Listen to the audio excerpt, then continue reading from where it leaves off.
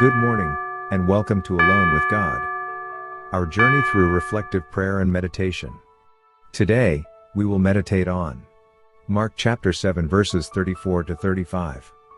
Then looking up to heaven, he sighed and said to him, Ephphatha, that is, be opened. And immediately his ears were opened, his tongue was released, and he spoke plainly. Today's Gospel Reflection. Dear beloved, we thank the miracle worker, who gave his life to grant us eternal life. Just as he opened the ears of the deaf man, so he could hear, the eyes of the blind, so he could see, and restored the power of speech to the mute. We pray that our eyes, ears and lips be opened, to witness the glory of our Lord, to listen to his holy word, and to share the good news of his kingdom, with all who are in need. May the power of the Holy Spirit, drench us with faith, and help us to be kind, and bold evangelists and witnesses of our faith.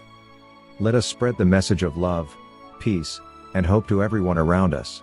And may we never lose sight of the compassion and sympathy that our Lord has shown us. Amen.